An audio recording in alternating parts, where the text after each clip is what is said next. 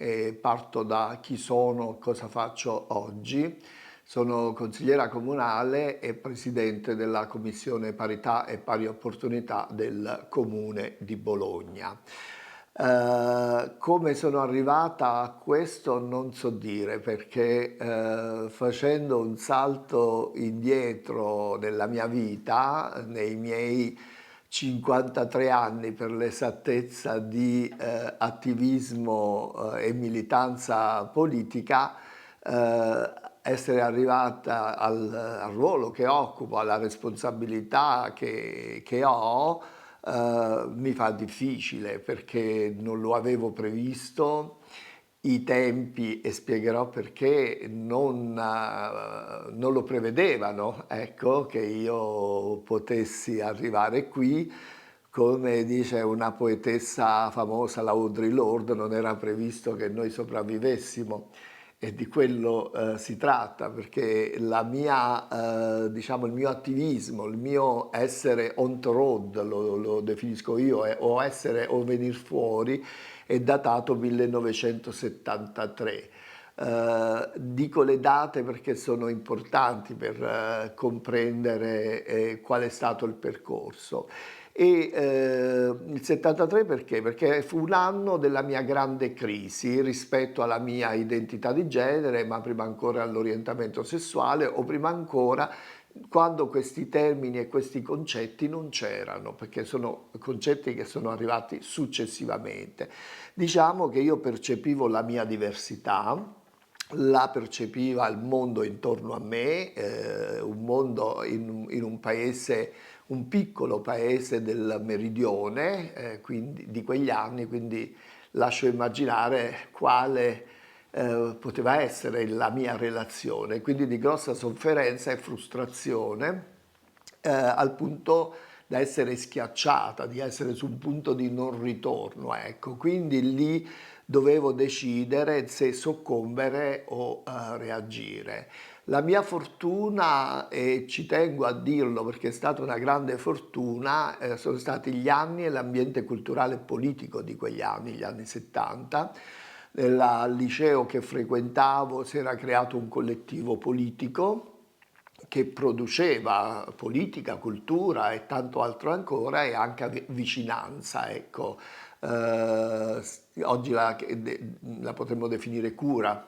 nei confronti degli altri e nella fattispecie nei miei confronti. Quindi mi aiutarono partecipando alle assemblee, agli approfondimenti, capii e sentì questa parola, che un altro mondo era possibile,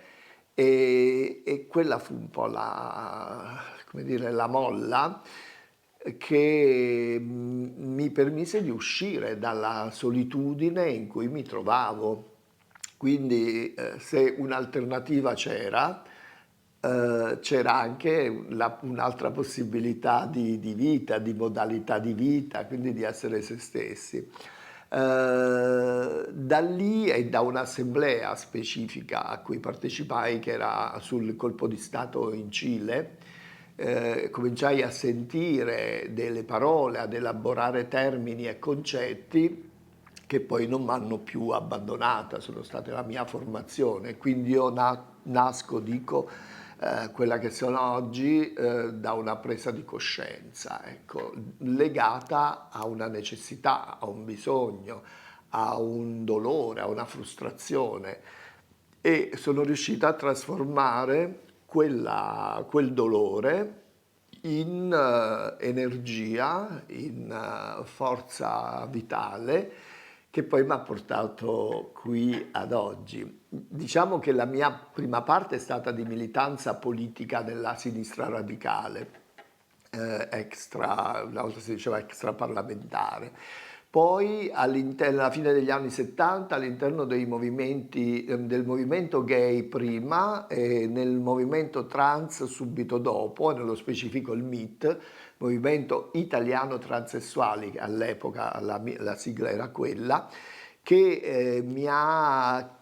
cooptato e captata per tutta la vita, cioè dall'80, quando partecipai alle prime assemblee e anche alle prime manifestazioni a Roma, fino ad oggi. Premetto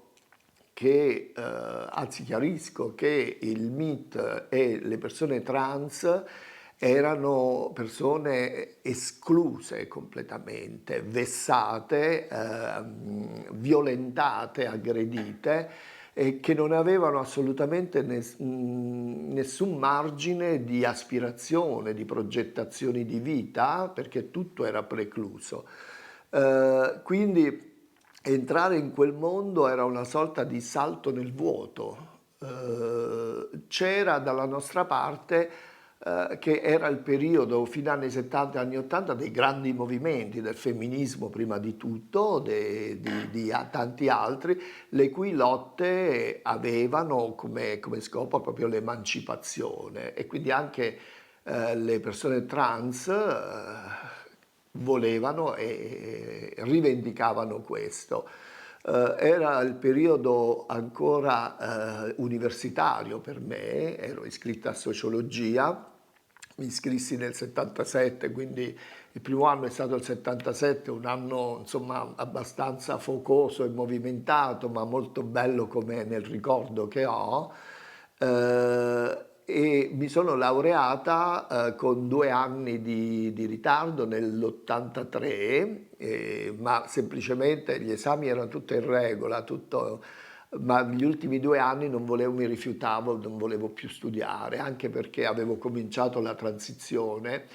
e ancora non c'era l'apertura che potrebbe esserci oggi, per cui mi creava un forte imbarazzo. Gli esami li avevo fatti tutti, erano 20 quelli obbligatori, con una media anche alta, cioè quella del 29-30, quindi poi dopo 2 anni mi decisi di non lasciare niente di insoluto e di non finito e quindi mi laureai. Da prima la mia mira era una tesi in antropologia culturale, quindi sulla magia fondamentalmente, sul ruolo della donna nella magia, quindi le streghe e la stregoneria e tutto questo. Poi invece declinai su una tesi più semplice e sbrigativa, perché era quello che mi serviva, in storia moderna, sull'alimentazione e le malattie della classe contadina nel sud Italia durante il primo conflitto mondiale, insomma era quello. Dopodiché, laureata, dissi vabbè, niente mi lega più e quindi mi butto in quello che mi piace di più, in quello che sento di più, che era il mondo trans. In quel periodo significava prostituzione, perché non c'era altra scelta se non quella, e anche mi buttai nell'attivismo all'interno dell'associazione, che all'inizio mirava ad ottenere una legge che poi ebbe il 14 aprile dell'82.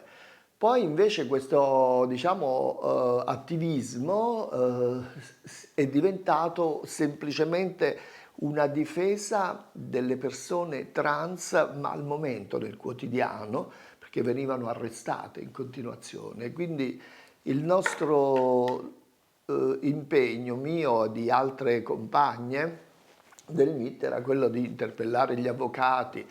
trovare vestiti, abiti per sostenere le persone che finivano in carcere. Tra cui anche me, cioè il carcere mi ha riguardato, fui arrestata, i motivi ancora li devo capire, non li ho mai capiti, e sono stata 4 giorni in isolamento nel carcere romano di Regina Coeli. Lì ho avuto modo di pensare, riflettere molto sulla condizione delle persone trans, ma sulla condizione delle persone non garantite in generale, perché il carcere è formato come dire, di umanità, di questa umanità dolente, ferita,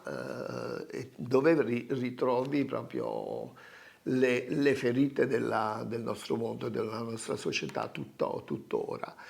Quindi per me quell'esperienza resta una ferita aperta, ripeto, avevo 22 anni all'epoca quando mi successe, non sapevo cosa mi stesse succedendo, mi sentivo solo sequestrata perché nessuno sapeva niente, e avevo diritto a una sola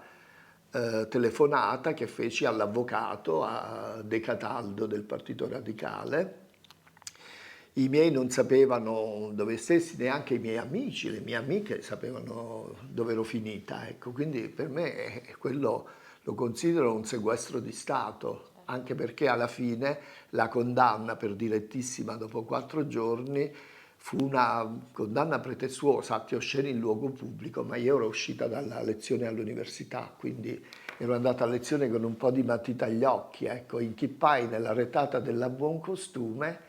e sono finita lì per atti osceni in luogo pubblico.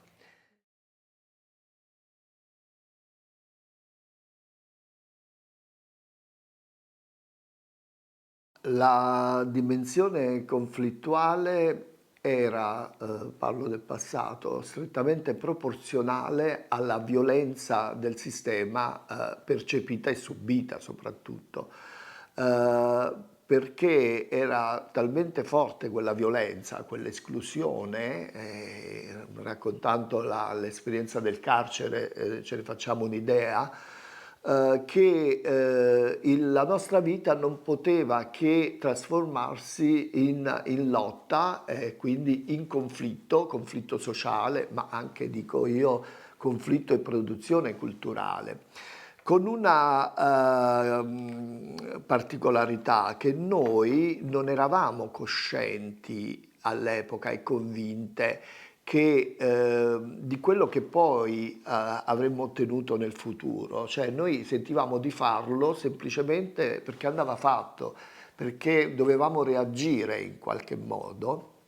ma personalmente non avevo chiaro come si sarebbe sviluppata poi la lotta, quello che facevamo, ma mi è diventato chiaro successivamente, e devo dirlo, qui a Bologna, quando mi trasferì, perché vivevo a Roma in quel periodo, di cui parlo, e poi nel 91 esattamente mi sono trasferita a Bologna, e qui con Marcella Di Folco, che è insomma una delle mie amiche storiche, da cui ho preso, attinto, ho condiviso, cominciamo a costruire quello che oggi è il MIT e quello che oggi è una progettualità non solo cittadina ma condivisa anche nel resto del paese, d'Italia. Quindi vedendo che la nostra lotta si trasformava in qualcosa di tangibile, di pratico, ecco, si trasformava in pratica appunto, in azioni che poi furono considerate buone pratiche da tutta una serie dei parametri. Abbiamo cominciato prima avendo una sede del comune che fa la differenza, quindi il comune di Bologna ci ha dato una sede, poi la nascita all'inizio embrionale del consultorio, che poi è diventato un consultorio ASL ed è diventato l'unico esempio di consultorio di servizio di quel genere ASL gestito da un'associazione, il MIT, un'associazione del terzo settore, che ci poneva davanti tutta un orizzonte di possibilità, però al contempo ci dava anche una serie di regole in cui stare, no? E gestire questa dimensione del regolamento, no? Dettato dalle convenzioni con il comune, con l'ASL, con la regione, e non nascondo che ha rappresentato dei problemi in dei periodi, perché muoversi in dei canali non era scontato, ecco, anzi, ed era la prima volta che lo si faceva. Quindi quando abbiamo cominciato a vedere quel materializzarsi di fatti, di cose, poi subito dopo, va detto, insieme al Comitato per i diritti civili delle prostitute mettemmo in pratica l'intervento di riduzione del danno, e Bologna con Venezia sono state le prime due città ad averlo fatto. La riduzione del danno prima riguardava il mondo delle tossicodipendenze, l'ambito dell'uso di sostanze. A Roma con Luigi Cancrini, anche lì ho avuto modo di collaborare con Luigi Cancrini con una ricerca molto grande sulle trans, le persone trans nel periodo dell'AIDS, quindi qualcosa di molto, insomma, forte pure. E a Bologna lo mettemmo a punto, lo presentammo con una conferenza stampa nel 94. Da lì prese forma il primo progetto del Comune di Bologna di intervento di riduzione del danno nel mondo della prostituzione, gestito dal MIT, dal Comitato dei diritti civili delle prostitute e dall'Associazione Orlando, quindi il Centro delle Donne, che ha prodotto tantissimo, quindi era qualcosa che ti dava un riscontro, un ritorno rispetto a tutto quello che avevamo fatto, ma la coscienza chiara ancora non c'era, evidentemente i tempi non erano ancora maturi.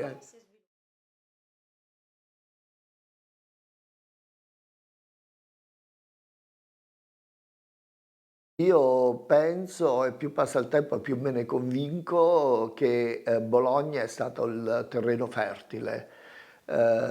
su cui piantare e veder crescere delle cose. E il terreno, un terreno politico, culturale, sociale, tutto questo insieme, che ha permesso l'intreccio, il confronto, l'intersezione, come diremmo oggi, di realtà, di linguaggi diversi.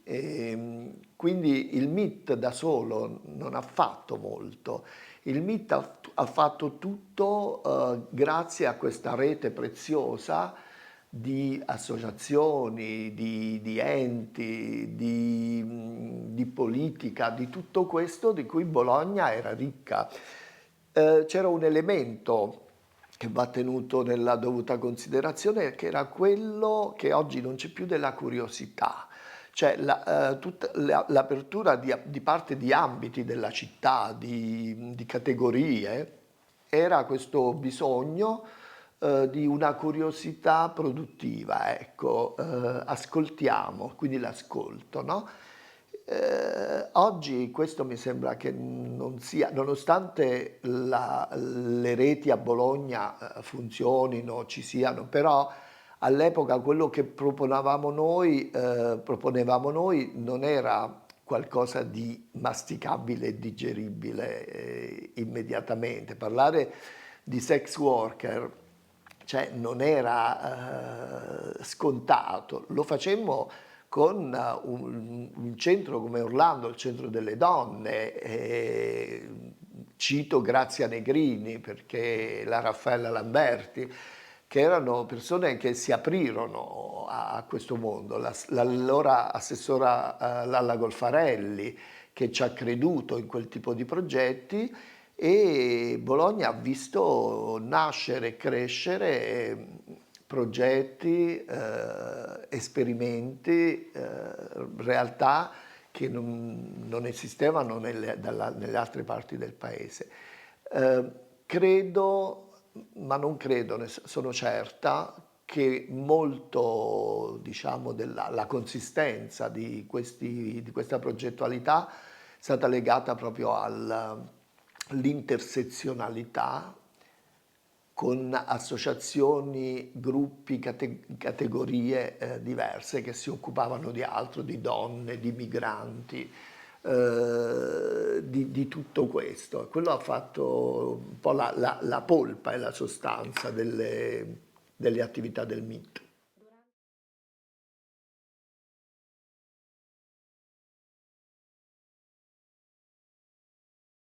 Devo fare una premessa che da quando sono in comune ho dovuto dare le dimissioni dal MIT, e il rapporto col MIT è andato man mano sfumando, quindi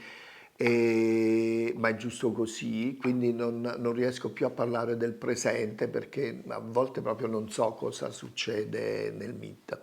Però quello che ci ha caratterizzate da sempre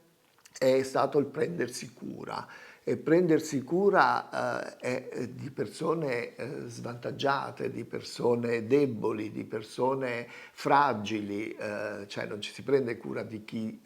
come dire, è garantito, sta bene. E diciamo, le fragilità sono soprattutto economiche, sono legate all'età, sono legate alla malattia. Non dimentichiamo pure che uscivamo da tutto quello, ci stavamo ancora dentro, tutto quello che ha significato l'AIDS, quindi il periodo proprio ancora pesante, ecco, della malattia. E le immigrazioni, cioè a un certo punto ci siamo resi conto che le fragilità che una volta, un prima storico, erano proprie delle persone trans italiane, soprattutto da quelle provenienti dal sud, perché le migrazioni ci hanno sempre caratterizzato. Quindi poi dopo con questi flussi migratori molto, molto grossi, cioè, hanno fatto spostare l'attenzione su nuove fragilità, nuove debolezze, che erano appunto quello delle persone trans, ma anche delle donne migranti, perché la nascita del progetto di riduzione del danno, quindi l'intervento in strada e diciamo la fuoriuscita insieme a Casa delle Donne, che ricopriva l'altra parte insieme ad altre associazioni, a due associazioni, eh, come dire, ci faceva allargare l'ambito di intervento, quindi non erano solo trans, ma erano anche donne, e parlo di un periodo in cui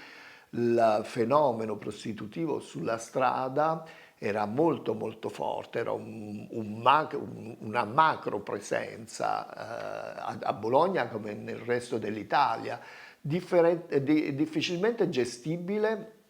proprio per le sue forme e le sue caratteristiche, cioè donne e trans provenienti da altri paesi dove la situazione di debolezza le esponeva a forme di sfruttamento, di controllo, di violenza e di tutto questo. Quindi un lavoro che è stato portato insieme da noi, ho citato Casa delle Donne perché era, diciamo, l'associazione con cui avevamo più a che fare, che si occupava della fuoriuscita, no? Quindi perché per una questione di sicurezza c'era la divisione delle responsabilità degli ambiti. Dove finiva il nostro di intervento cominciava quello di Casa delle Donne o della Papa Giovanni, ecco, per citare tutto l'ambito. Quindi diciamo che ci sono state sempre nuove fragilità, nuove debolezze. Una cosa è certa, che nonostante l'emancipazione delle persone trans, il MIT ha continuato sempre e comunque a rivolgersi e a rivolgere i suoi servizi alle persone più fragili. Perché io credo una cosa, che essere trans in questo mondo, in questa cultura, resti comunque una questione che porta alla fragilità, perché noi viviamo in un sistema patriarcale che non ci prevede, che ci esclude. Prova ne è di quello e quanto sta succedendo ora nel mondo, specialmente in America, dove la guerra è stata dichiarata apertamente al gender, quindi significa tradotta alle persone trans. Questo ci dice di come sia impostata, di come sia formata, cioè la nostra vita. Quindi non ho mai creduto, lo confesso, che l'emancipazione trans fosse arrivata o fosse tale da poterci fermare e dire abbiamo risolto. Abbiamo conquistato ma la conquista nel campo dei diritti non finisce mai, perché quando li hai conquistati poi li devi difendere.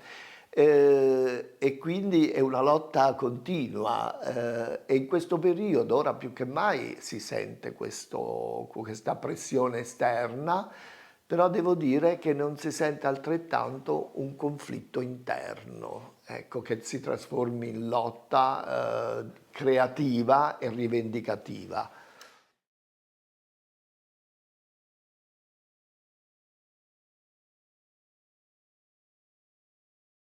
Consapevolezza e coscienza le metto insieme come i due ingredienti o medicine per salvarsi dalla noia e per salvarsi dalla perdita di diritti. Perché noi viviamo un periodo che è molto particolare, cioè un periodo in cui abbiamo ottenuto molto con le lotte, con le grandi battaglie, le grandi stanze, ma abbiamo ottenuto qualcosa che comunque resta precario di sottofondo perché, ripeto, viviamo in un contesto patriarcale o dico io capitalista patriarcale, tutte e due perché sono le facce della stessa medaglia, le due facce. Quindi nei giovani c'è questa percezione che il diritto, l'accesso è qualcosa di scontato e che non è così. Io personalmente, noi non lo abbiamo mai pensato perché provenendo da una dimensione di perdite, assenza, di vuoto, di diritti e riconoscimenti, è chiaro che senti sempre qualcosa in agguato, no? La sensazione è questa. E questo periodo dove noi vediamo che a livello amministrativo italiano ci si sta sottraendo, se penso che il Ministero delle pari opportunità è diventato Ministero della famiglia, della natalità e delle pari opportunità, la dice lunga su come ci si pone rispetto alle questioni. Quindi c'è bisogno di una nuova coscienza che in parte secondo me è rinata perché quello che ci sta succedendo intorno, dalle guerre al vuoto di diritti, alla violenza, non può che non spingerci noi e le nuove generazioni a una nuova coscienza e a una nuova determinazione. Quindi nelle fasi storiche, cioè, la storia ha ricorsi e ricorsi, no? Di grandi aperture ma anche di grandi chiusure. Sta cosa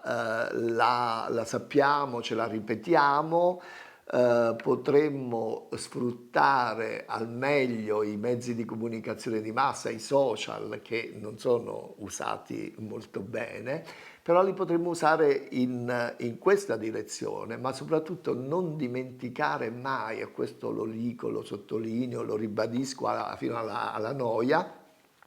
che c'è bisogno di presenza, la presenza dei corpi, la presenza fisica nei luoghi dove questa presenza ci deve essere, che è nel luogo pubblico,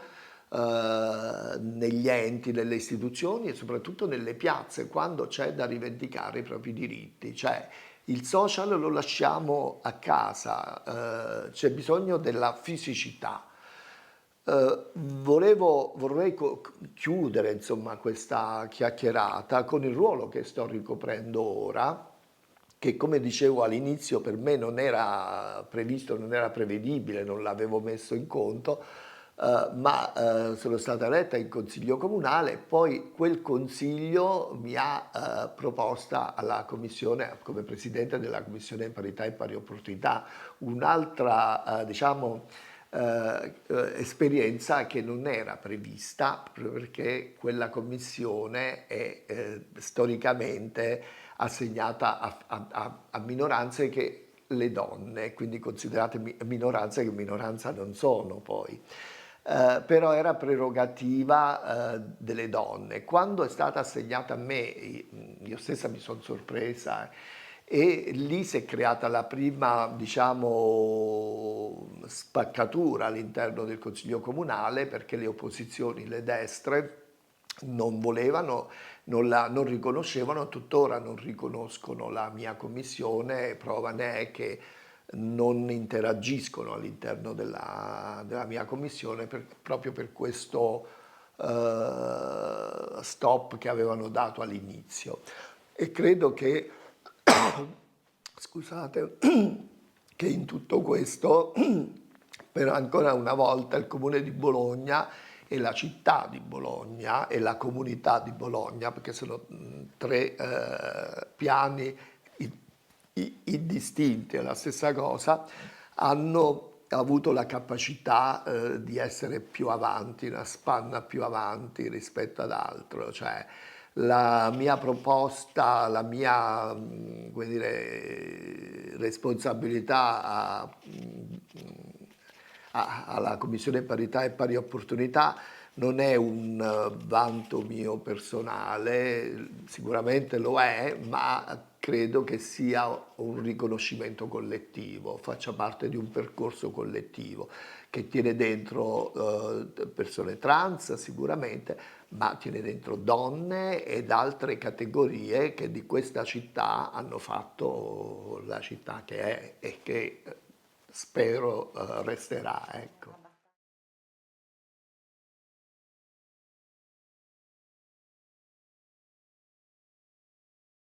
Beh sì, non voglio essere comunque nostalgica, ma c'è più che un luogo, c'è una figura a cui ritorno e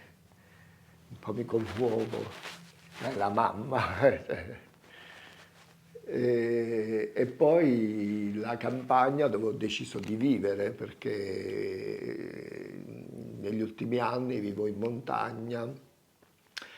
e cioè, mi ritrovo, ecco, ricreo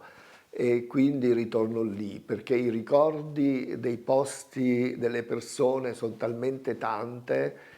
che faccio fatica ora a pensarle tutte. Il mio paese ormai da quando non c'è più mia mamma non so, è come se ha perso qualcosa anche quello. Mi sento ricca e fortunata per aver incontrato persone belle, grandi e ne potrei citare tante, e quindi